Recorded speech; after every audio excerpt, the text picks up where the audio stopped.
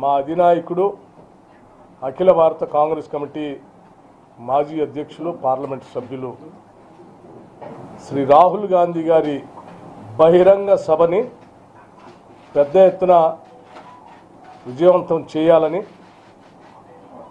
అన్ని జిల్లాల నుంచి కాంగ్రెస్ నాయకత్వం శ్రేణులు అట్లాగే కాంగ్రెస్ భావజాలాన్ని సిద్ధాంతాల్ని నమ్మి ఆచరించేటువంటి వాళ్ళందరినీ కూడా పెద్ద ఎత్తున తరలి రావాల్సిందిగా విజ్ఞప్తి చేస్తూ ఉన్నాం.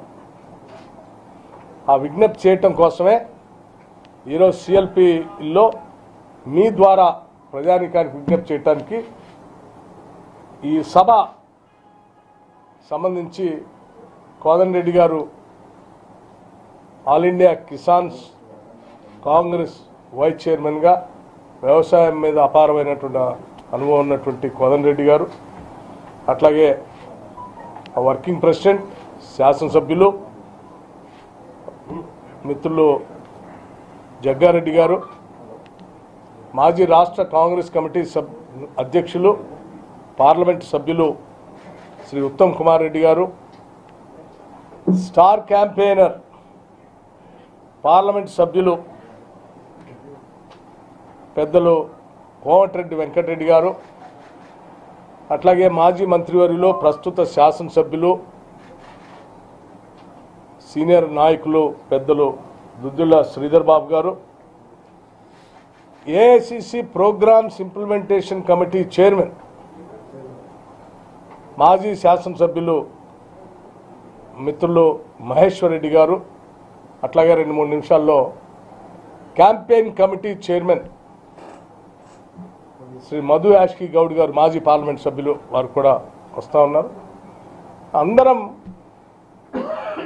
రాష్ట్రంలో ఉన్నటువంటి కాంగ్రెస్ శ్రేణులకి రైతులకు కూడా ముఖ్యంగా రైతు కూలీలకు కూడా విజ్ఞప్తి చేస్తూ ఉన్నాం.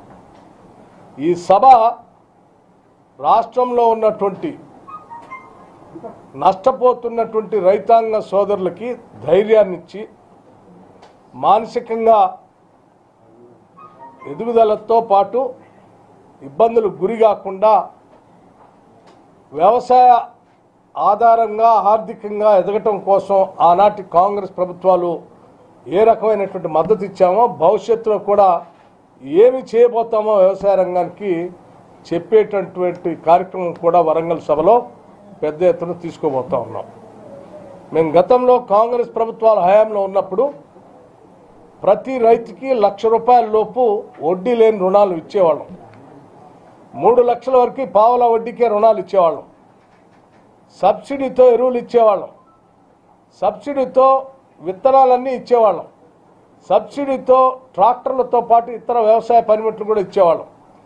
సబ్సిడీతో చివరికి కూరగాయల పందిళ్ళు వేసుకోవడానికి ₹1,00,000 నుంచి అప్ టు 5 లక్షల వరకు కూడా 90% సబ్సిడీతో ఆ పందిళ్ళకి ఇచ్చేవాళ్ళం. ఎస్సీ ఎస్టీలకి అయితే పూర్తి సబ్సిడీతో కూడా ఇచ్చేవాళ్ళం. పాలీ హౌజులు ఇచ్చేవాళ్ళం, స్ప్రింక్లర్స్ ఇచ్చేవాళ్ళం, డ్రిప్ ఇరిగేషన్ ఇచ్చేవాళ్ళం సబ్సిడీతో. ఈరోజు ఇవన్నీ బంద్ అయిపోయినాయి. రుణమాఫీ చేస్తా అని చెప్పారు, ఇంతవరకు రుణమాఫీ జరగలేదు. ఆ భారము ₹1,00,000 5 ఏళ్ళకి వచ్చేవారికల్లా 4 లక్షలు పైబడి వాళ్ళ మీద భారం పడతా ఉంది. ఎందుకంటే ఉదాహరణకి అది ఇర్రెగ్యులర్ అకౌంట్గా మారి వడ్డీ విపరీతంగా పెరిగిపోతూ ఉంది. అట్లాగా బయట వడ్డీ తీసుకొచ్చే డబ్బులు కూడా విపరీతంగా పెరుగుతూ ఉన్నాయి. ఇర్రెగ్యులర్ అకౌంట్ ఎవరికి బ్యాంకులు రుణాలు ఇవ్వకపోవటం వల్ల. సో అది విపరీతమైనటువంటి భారంగా మారుతూ ఉంది. సో మేము గతంలో కూడా కాంగ్రెస్ పార్టీ మేనిఫెస్టోలో అధికారంలోకి వస్తే 2018లో ఉత్తమ్ కుమార్ రెడ్డి గారు రాష్ట్ర కాంగ్రెస్ కమిటీ అధ్యక్షుడిగా ఉన్నప్పుడు మేనిఫెస్టోలో ఎన్నికల సందర్భంగా ₹2 లక్షల ఒకటేసారి రుణమాఫీ చేస్తామని హామీ కూడా ఇచ్చాము. ఆ రోజు భవిష్యత్తులో రాహుల్ గాంధీ గారు అంటే వీరు అధ్యక్షుడిగా ఉన్నప్పుడు రాష్ట్ర కాంగ్రెస్ కమిటీ నుంచి తయారు చేసినటువంటి మేనిఫెస్టో ద్వారా రాహుల్ గాంధీ గారు ఆ రోజు ₹2 లక్షల వరకు ఏకాఏకిన ఒకటేసారి రుణమాఫీ చేస్తామని చెప్పడం కూడా జరిగింది.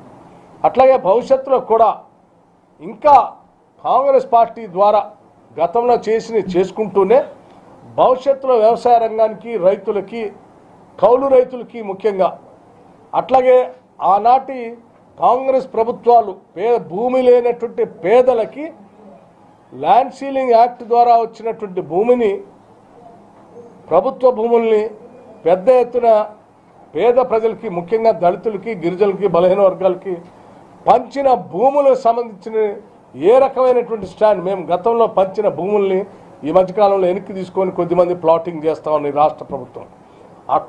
మీరు 3 ఎకరాలు ఇస్తా అన్నారు, 3 ఎకరాలు ఇవ్వకపోగా మేము పంచిన భూమిని కూడా లాక్కుంటున్నటువంటి దానిపైన కూడా రేపు జరిగేటువంటి సభలో పెద్ద ఎత్తున ఆ అసైన్ ల్యాండ్ హోల్డర్స్ అందరి తరఫున కూడా పెద్ద ఎత్తున ఒక సందేశం ఇచ్చేటువంటి కార్యక్రమం కూడా ఉంటుంది. కాబట్టి భారీగా అంటే ఈ రాష్ట్రంలో ఉన్నటువంటి వ్యవసాయ రంగాన్ని, రైతుల్ని, రైతు కూలీల్ని, భూమి లేని నిరుపేద ప్రజలకి ఏ రకమైనటువంటి సహాయ సహకారాలు అందించాలనేటువంటి అంశాలపైన కాంగ్రెస్ పార్టీ రాహుల్ గాంధీ గారి ద్వారా ఆ రోజు ఒక మంచి సందేశం ఈ రాష్ట్ర ప్రజలకి, ఆ రైతుల్ని కాపాడుకునేటువంటి విధానంతో మేము ఆ సభను ఏర్పాటు చేస్తూ ఉన్నాం. కాబట్టి భారీ ఎత్తున కదలి రావాల్సిందిగా, తరలి రావాల్సిందిగా అన్ని జిల్లాల వాసులందరికీ కూడా, కార్యకర్తలకి, నాయకులకి విజ్ఞప్తి చేస్తున్నాం మీ ద్వారా.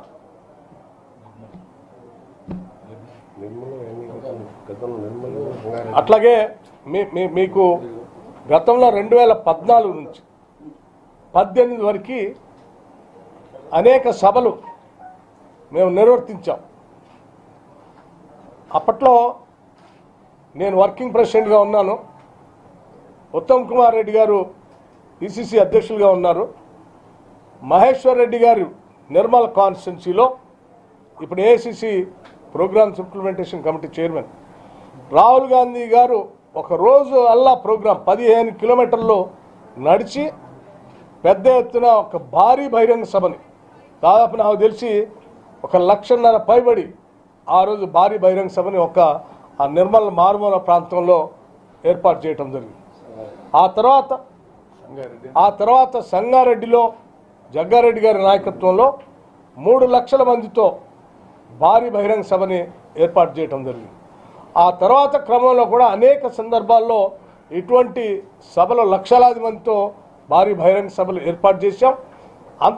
అదే స్థాయిలో అంతకంటే మించి ఈరోజు మళ్ళీ వరంగల్లో కూడా భారీ బహిరంగ సభని ఏర్పాటు చేయబోతున్నాం. దీనికి రాష్ట్రంలో ఉన్నటువంటి నాయకులు అందరూ, అన్ని జిల్లాల్లో ఉన్నటువంటి వాళ్ళు, రాష్ట్రాల్లో ఉన్నటువంటి అందరు కార్యకర్తలు, మేము మండల స్థాయి నుంచి, గ్రామ స్థాయి నుంచి, బూత్ స్థాయి వరకు కూడా ఇది మన సభ, మన బహిరంగ సభ, మన నాయకుడు వస్తున్నాడు అనేటువంటి నినాదంతో అందరూ కదిలి రావాల్సిందిగా, భారీ ఎత్తున దీన్ని ఒక చారిత్రాత్మకమైనటువంటి సభగా ఏర్పాటు రావాల్సిందిగా కోరుతూ, ఈ సభ సక్సెస్కి సంబంధించి రాష్ట్ర నాయకత్వం కూడా రేపటి నుంచి అన్ని జిల్లాల్లో సాధ్యమైనంత మేరకు ప్రతి జిల్లాలో పర్యటన చేసి ప్రజల్ని సమీకరించి సమాయత్తం చేసి ఈ సభ విజయవంతం చేయడం కోసం అందరూ ఎవరి స్థాయిలో పెద్ద ఎత్తున పనిచేస్తారని మీ అందరికీ నేను మనవి చేస్తూ, మరొక విషయం కూడా ఇప్పుడే మా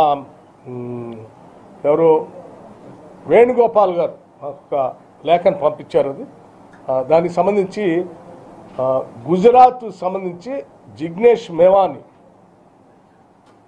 మేవాని ఒక దళిత శాసనసభ్యుడు ఒక ట్విట్టర్లో భారతీయ జనతా పార్టీ చేస్తున్న విష ప్రచారానికి సంబంధించి సమాచారం ఇస్తూ ఖండించినందుకు ఆయన పైన తప్పుడు కేసులు పెట్టి బెయిల్ కూడా రాకుండా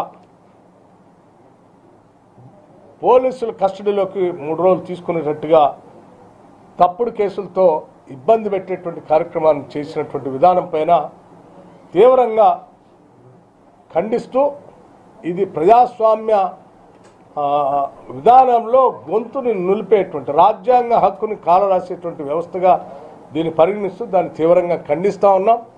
ఇది సరైనది కాదని దానిపైన తీవ్రంగా ఖండిస్తూ భారతీయ జనతా పార్టీ ఇటువంటి కార్యకలాపాలు చేస్తూ పోతే దేశంలో ఉన్నటువంటి దళిత గిరిజనులంతా కూడా ఏకమై ఈ బీజేపీకి బుద్ధి చెప్పేటువంటి రోజులు దగ్గరలోనే ఉంటాయని మీ అందరికీ మనవి చేస్తూ, హాయ్ ఫ్రెండ్స్, మా టుడే టుమారో యూట్యూబ్ ఛానల్ చూస్తున్నందుకు చాలా థ్యాంక్స్. మరిన్ని లేటెస్ట్ వీడియోస్ కోసం వెంటనే సబ్స్క్రైబ్ చేయండి. అలాగే ఈ బెల్ ని కూడా రింగ్ చేసేయండి.